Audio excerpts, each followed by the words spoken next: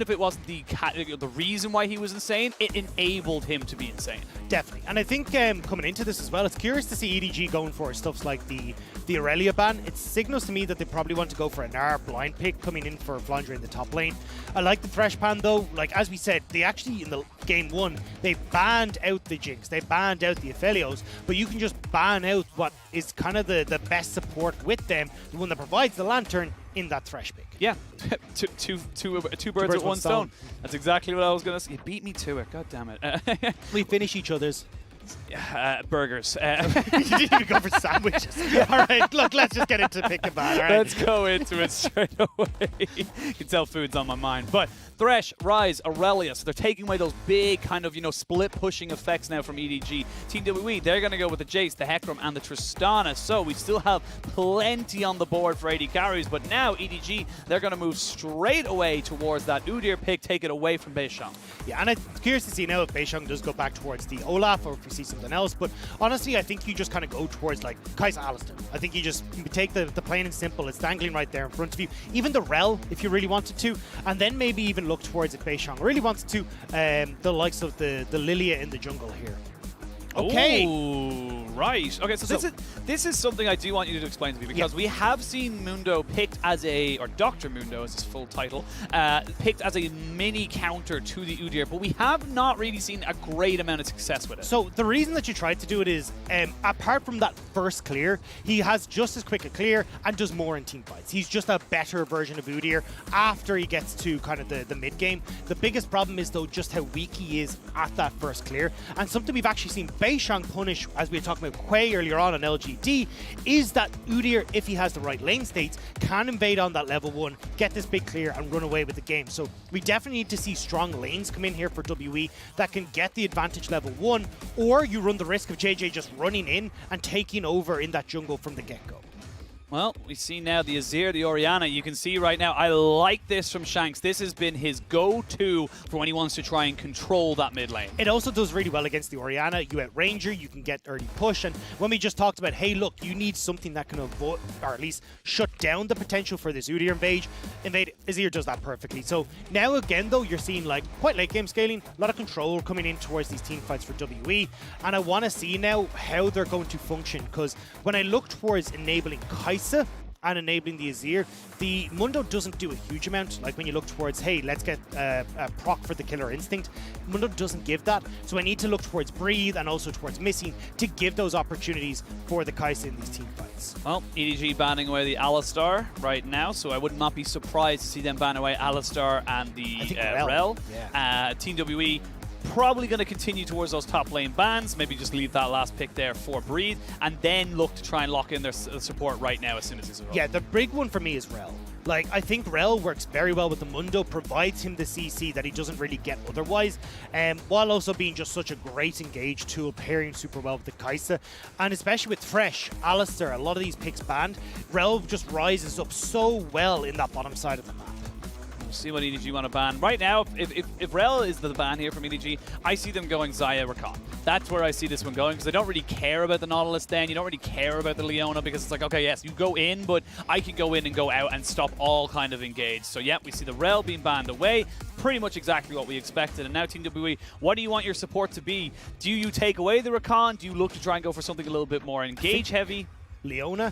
I think Leona's the best play here, or maybe even the Nautilus as well, because not like you preempt the Rakan pickup. So a lot of people have been kind of talking about, hey, Leona used to be a counter to Rakan. Really good Rakans have been able to turn that back around.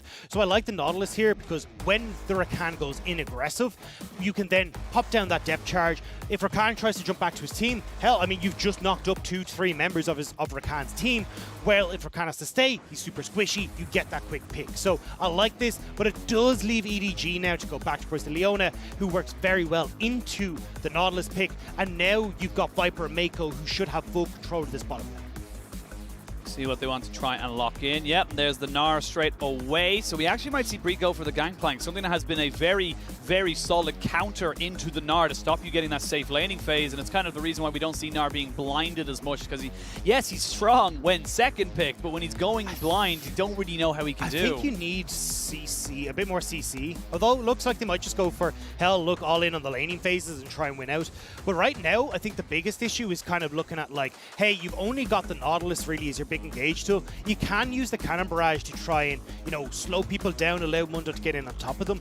But as a definitive engage tool with the amount of utility and just escape tools that are available in EDG, WE are going to find it tough if they get a lead to really lock down EDG. And that's the thing. I think right now you're looking at the side of Team WE. You have got a couple more playmaking tools than you did in Game 1. You've got the Shurima Shuffle into the Emperor's Divide, of course, from Shanks. That can be a very, very strong tool to get you set up into a position. And of course, if someone does get just straight up caught out, Nautilus has the most CC in the game for any champion. It's on his auto attacks, his abilities, everything. He has, like, I'm pretty sure, I will triple check that, but I'm pretty sure he has the most CC in the game. I have to cross. Yeah. I'm going to try to cross him with Rel. No, you're that's right. What I'm thinking. I am right, thank God. But that's what I'm thinking. So, like, set up these plays, and if that doesn't connect, the pure CC, the easy to function front to back team fight from EDG will just take over.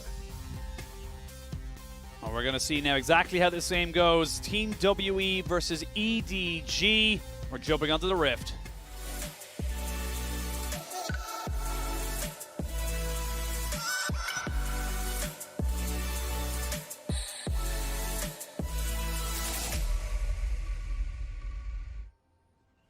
And here we are, everyone. We are jumping onto Game 2. Could be our final game of the night. Would be a very quick day if it was, but I feel like Team WE got something in the tank. But what I wanted to ask you before we go into any of these different things is if we're going to see some level 1 shenanigans, like and exactly what we are. Missing takes about half or if not more of his health bar. Shanks, he should be fine. It is only Tiger stance, so he's not going to be CC'd down. Stance.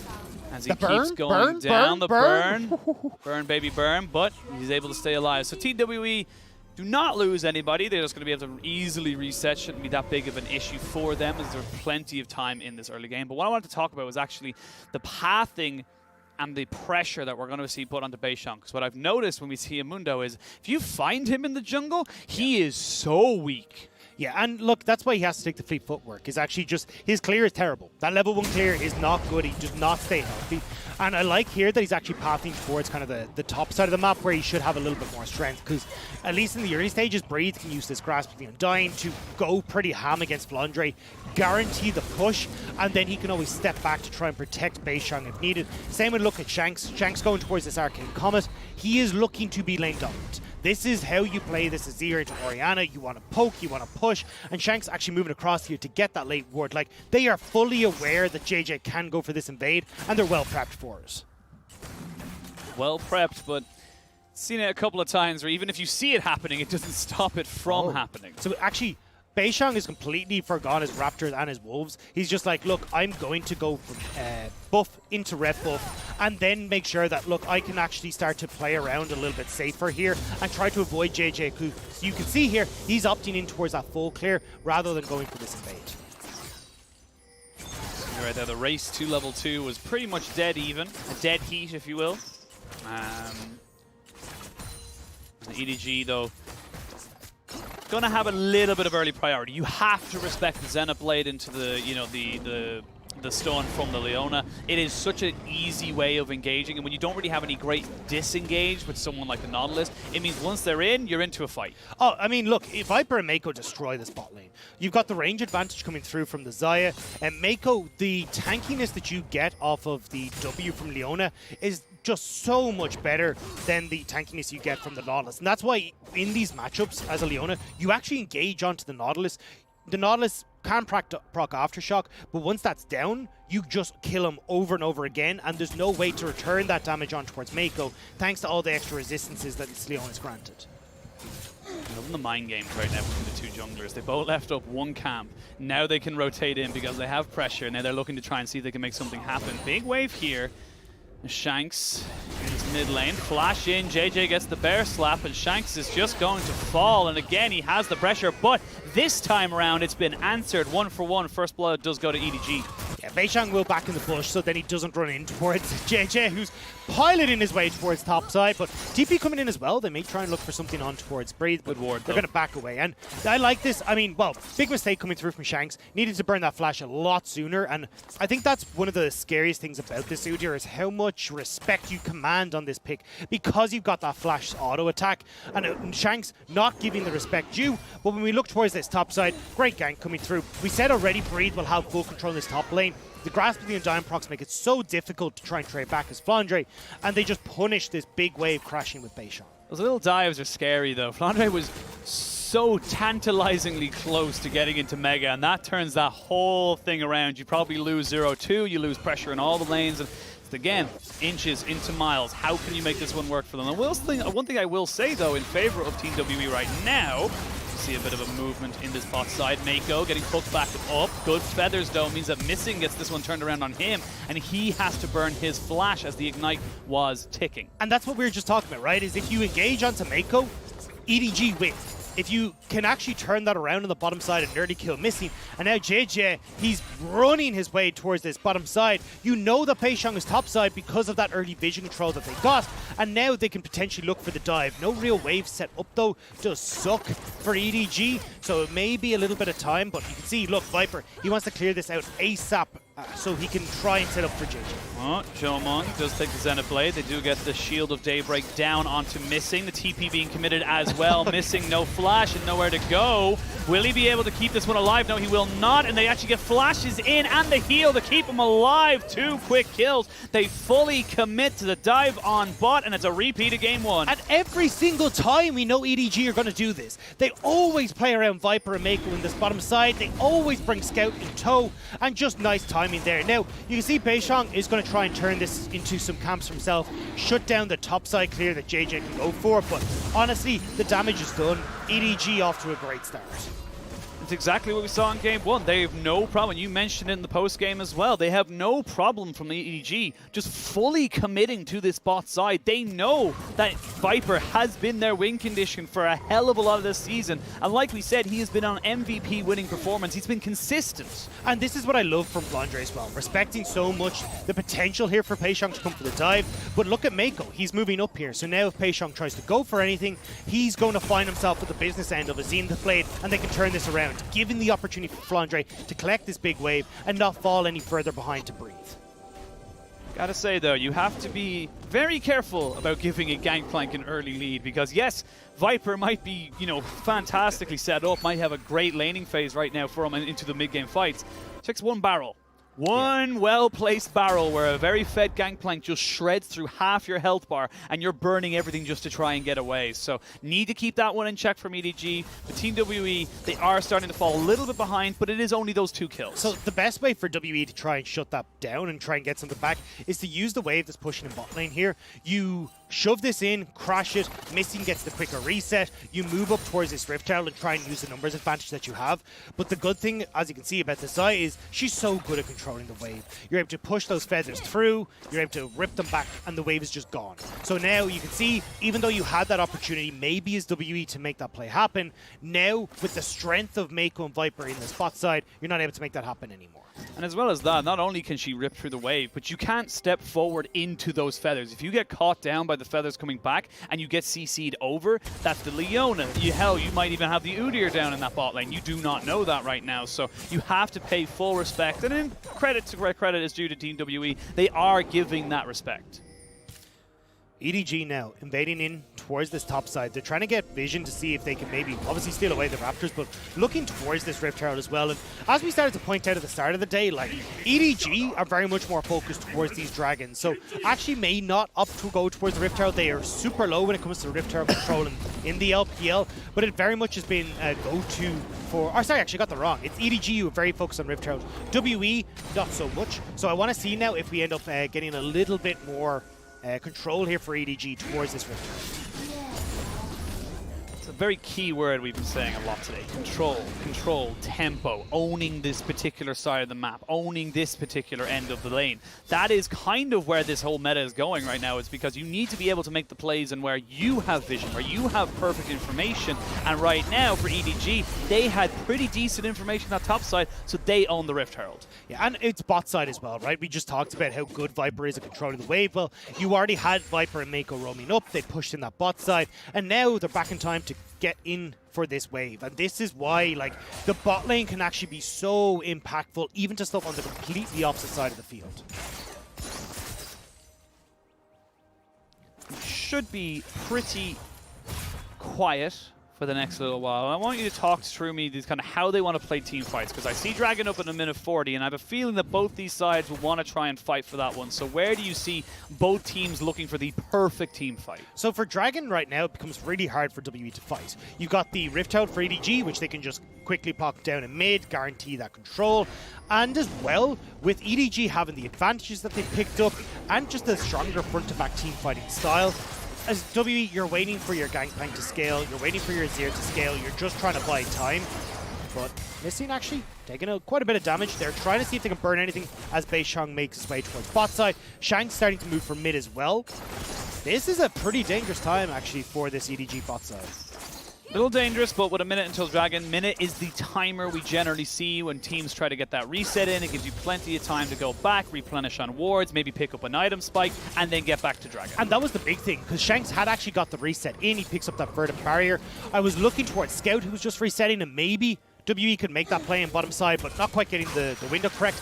I am quite surprised to see that early verdant barrier from Shanks though, because you have so much survivability on this Azir and the ability to escape that usually we just see them going straight towards like the Flandre's Anguish if you want to, or straight in towards the Nash's Tooth, but I don't actually like it. I don't think you really need it too much here as Shanks. Well, looking straight down the line, this Dragon spawning in 20 seconds. You have an Essence Reaver now onto Breathe. You have a Chem Tank, or Turbo Chem Tank now for Beishang's Mundo. So he is at a sufficient level of tankiness, as well as a tiny little bit of kind of what I call pseudo-engage. So you have options available to you, and there's no mythics or even kind of legendaries down the board. Shanks, nice little shift there. He gets the shockwave out, and that's a big cooldown now. So EDG, they're going to have to think twice about this potential Dragon fight. The difference between a Victor and an Azir, right? You're able to get away from those plays that EDG were making in the last game. However, it still gives them control over this river.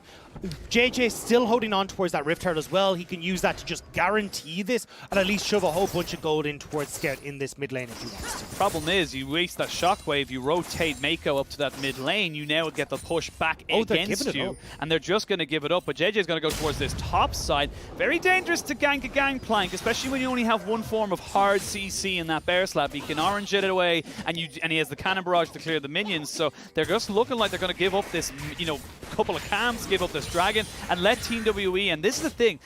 Yes, you have the Orianna, but if you do not have that shockwave, your potency in these fights will breathe. There's the Cannon Barrage. He flashes away. The TP's coming in now. This will be Shanks joining in on top of this, and they get the TP out of Scout as well. So couple of tentative moves there. Breed stepping a little bit too far forward, but at the end of the day, WE, they stop the Dragon stacking and they get one for themselves. It was an overcommit from Scout. I actually like the fact that, EDG tried to go for this. I still think they could have fought, honestly. I think that the hard CC provided by EDG would have been enough to try and win out in this fight. You can see, look, Beishang, although he has Chem Tank, can still take a decent chunk of damage, and they could have used this Rift Out now to get control of this mid priority, but either way, it is going to be the Dragon going to WE. One apiece now. EDG will get some gold in towards Scout, but we have to see now if these teams can crack open the game, because for WE, they're scaling, they're getting Azir to the right places, we're looking at Breed getting to the right places as well, and you're starting to run out of time here as EDG for where you're just able to beat out WE. We're back on another timer. Both these teams want to be team fighting. I feel like unless you make a mistake, they want to be kind of making those ones up. Yes, you used your flash from Jiejie and you used the flash from Breathe, but they'll be back up by the time they're needed, I feel, in the next few minutes. So you're not really worried about that one there. AD carries happy to keep on farming up. We now have the Essence Reaper for the Xayah for Viper. And of course, Jiejie's now finally got his Turbo Chem Tank, as he did rush those Ionian Boots of Lucidity before he was able to finish his Mythic. So right now, 13 minutes onto the game, we got ourselves about 1,000 gold lead, probably even just under it, so it's not exactly huge money here in the pockets of EDG. Dragon apiece, both no lane cracked open just yet, and this game is starting to feel like it's going to be a moment of brilliance or a moment of absolute stupidity that breaks it open. Welcome to the LPL, where that is always the call. Sometimes we get really, really solid plays. Other times it's just like, where the outplays are just as bad as the good plays. I don't know where I was going for that one, but Scout hasn't got a lot of mana and forced to flash away. Has to respect that one. I like this from Team WE. They read the fact that Jiejie went up towards that top side. They knew they were handing it off. Again, though, we're seeing this nice reset timing from Viper and Meiko. Rift Tower's about to spawn. Cool. Shove in bot. Start to move up towards his top side.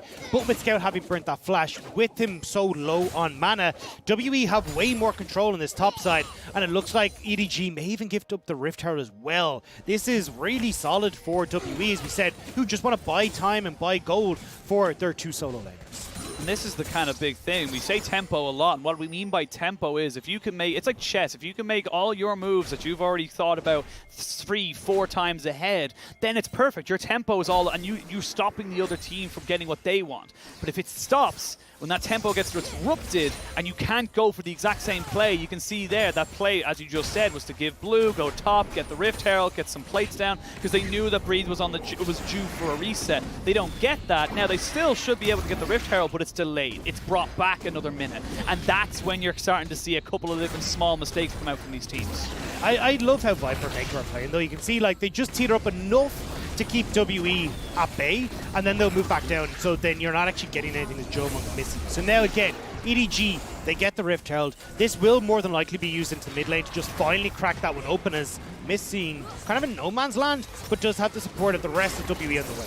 Yeah, Meiko does get hit by the dredge line, but Beishang and Shanks are the ones who are in this position. Top lane turret goes down, mid lane going to get hit up by the Rift Herald. So 2 Rift Heralds into the mid lane does mean that gets knocked down. Minute 30 until that dragon spawns, but the early pressure is in favor of EDG. They're the ones that have cracked open the map. And it essentially means that this bot lane turret's gone as well. Like, if you try and stay here as Jiumeng and missing, TP on towards Flandre, he makes his way down towards this bottom side, especially off this crashed wave. It could cause absolute bedlam for WE's bot side. And that's why you can see Beishang made his way down towards here. He wants to make sure that Jiumeng and missing can easily collect this wave, and there is no funny business from EDG.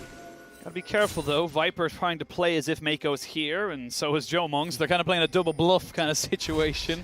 And sometimes it just ends up being a 1v1. We've seen it a couple of times, especially with something like the Xayah and the Kaisa. A lot of skill expression between the two of them. It's all about how you move, where your position, where the feathers are. Of course, we've mentioned quite a few times when you bring them back to get that CC down. And now, looking down the line, we're going to see Dragon spawning in 40 seconds. It's Team WE that have the initial push on this one here. They're the ones that are going to be able to set up onto this objective first. Strikebreaker has been finished up by Flandre. You've got the Luden's Tempest here for Scout alongside, you know, kind of all those other damage items for the side of Viper. He doesn't obviously have his Mythic because he went for the Essence Reaver first, but pretty bog standard for him. So just laughing at Flandre, who's just like, oh, a Beishang. I'm going to back away from this Good one. evening, sir. But again, like, we're talking about like the tempo we kind of been using a lot. Well, look at that top lane, right? It's Flandre pushes in, rotates down towards this mid. Cool. Now we got mid shoved in. Now we can move towards Dragon. You've got to completely abandon bottom side as WE because you know that these long lanes are going to cause you too many issues, and EDG are able to use that time. So these are just really nice plays from EDG where they're rotating better on the map. Now WE, again, have already gone, right, we know we can't go towards Dragon, so look, we'll trade this for our top lane tower for Breathe. We'll start to move in and get some more gold and farm coming through from Beishang. But the second dragon going across, mountain dragons as well, starting to stack up for EDG, is going to be really nice when we get to these team fights. See what way they want to kind of go for right now. And Shanks probably sitting on a fair bit of gold right now, trying to wait to see if he can get his Luden's Tempest and maybe a little bit extra on top of that, or maybe even straight onto the Luden's Tempest, excuse me. The Anger's Anguish, thank you. And just kind of waiting to see if he can go for there, but I'm scared for this Gangplank. Not for him, because of him, excuse me, because I feel like all it's going to take is you haven't touched him. You haven't even seen this Gangplank if you're Scout or Viper. One good barrel and he has 2 items. Holy moly, you're going to be reminded he's in the game. And I feel like that's what we're kind of going for, because Team W are totally fine saying, look, this isn't Soul Point. This isn't a force we have to go for. We can keep getting money. We can keep getting items onto him. And then once it becomes that kind of moment where you're just surprised almost, it becomes a big, big issue. There is always that opportunity, but it's really hard for Breed. Like, if you're going for a front to back, you're walking through solar flares, shockwaves, Flandre threatening with the Mega Gnar. You have to find these flanks as Breathe, and even then it doesn't become that easy, because Viper still has his ultimate to try and keep at bay, and then suddenly that's another zone of control you have to worry about. There is a lot here where WE are going to struggle to find these plays. It really has to be essentially a flank from Breed, Beishang getting enabled by that cannon barrage to get in, cause a lot of threats, and just stir up chaos in the EDG ranks. Again, posturing, pushing. Shanks now has a little bit of free time here. As you can see, the extra pressure or presence, probably a better word for it, that WE put into that top side or the bot side jungle means that there's no one who can really rotate in time. They get themselves their second turret of the game. They're only 1 behind, and that's not too bad considering the 2 have to go into that mid lane for EDG. So again, looking at the gold, 1200 gold, it's not really amazing. It's not exactly lining your pockets to, you know, get yourself a massive amount of Hunan ribs. You know, it's not really something that can be done there, but it is still something to be very, very aware of, that this is going to be about, like you said, execution, how you play these team fights, and where you enter from. And look, that execution has already been set up by EDG. Look at where Jiejie is, getting this vision control down, trying to see if they can find some picks, potentially turn that in towards a Baron, but trying to use the fact that these long lanes will give EDG control in the jungle. Now Beishang is completely caught out. He is completely caught out. Solar Flare goes down and he is deleted. They have the TP coming into the mid lane as well. Flandre is just going to about lose his Mega, but that could mean the Baron right now. I don't know if Team WE can really fight this one. They are going to try and just dissuade it as everybody jumps in. They know there's no Mega for a couple more seconds. It's actually a bit risky for EDG here.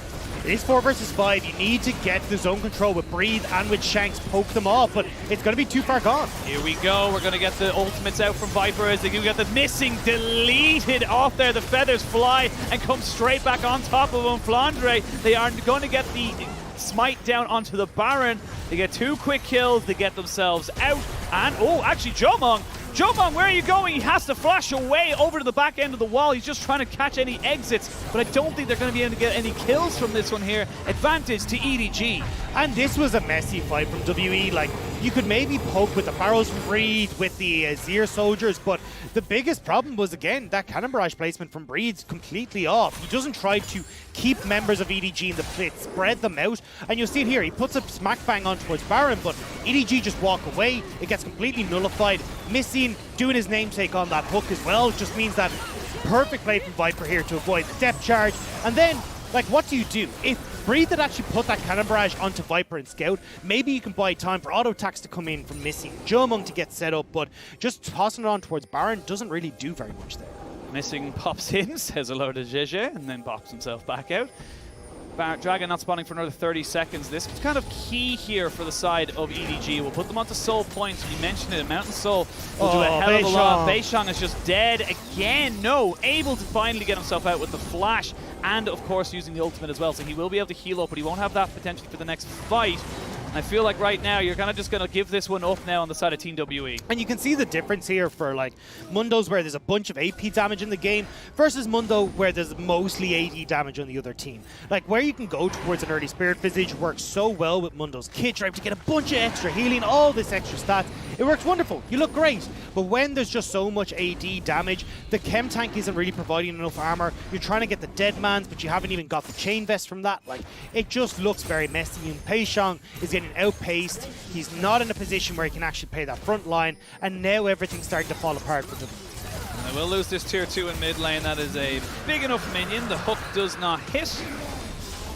Been missing quite a few things. And this is the thing, something that we noticed there just in the last Baron fight was that if Missing does not get the Aftershock, he is so squishy. Yeah. The Aftershock, you live or die by the Aftershock. And that's what we said in the laning phase, right? It's why you actually don't see this Nautilus come out very much. And it was nice for EDG to try and or go back towards the Leona to counter this. We said Missing was expecting that Rakan, he was expecting something along these lines, but Leona does just as well and works so much better in towards the Leon, or into the Nautilus. Oh, Flash, get the shockwave off as well. There's a solar flare down, and Beishang is dead. They will get the depth charge off, though. And that's going to be the rest of the team kind of pushing in on top of Meiko. Maybe they send a little bit too far forward.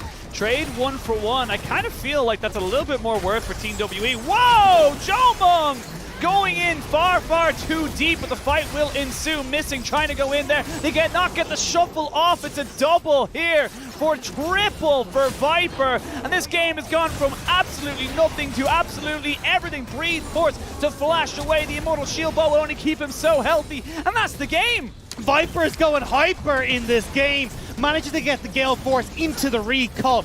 Completely destroys Jiumeng, and even when Shanks goes in, he's got more in the tank to outplay it. This is why Viper has been so strong for EDG.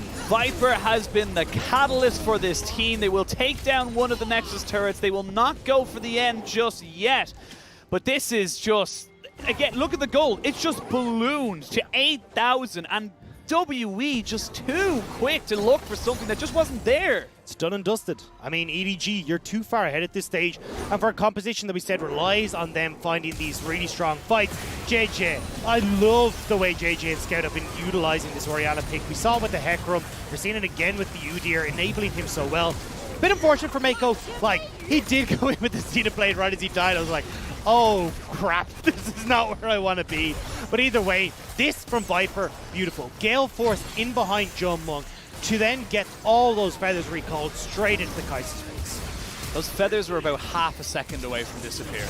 That is the difference. That is the difference between knowing that and not knowing that is the difference of whether that. Because those feathers don't come back, you kill Viper. Yeah. And you probably take the team fight, you probably get yourself back into the mid lane, you probably get up so much more for you. But doesn't work. It's not how the chips fall, and we can see now TWE looking to see if they can make something happen. Meiko gets jumped on here. There's a teleport coming off the backside. He will have Gnar very, very soon, but you're dead. There's a double kill now for Viper, and can he go hyper? Like you said, it's a double for him. Shockwave comes out. Double, double, double, triple. It's a full house right now. EDG, they take the last-ditch fight from Team WE. They smack it back in their face, and they will take this series 2-0. And convincing as well, 15-2, a 10,000 gold lead. EDG showing why they were undisputed in first place for so long and are wanting to guarantee their spot in the semi-finals. What a win. What a way to win. And this is why EDG are just, again, we can't sing their praises ever higher. They went against a team that is literally equal or was equal to them in every single metric in terms of game score and everything like that, stats-wise, gameplay-wise.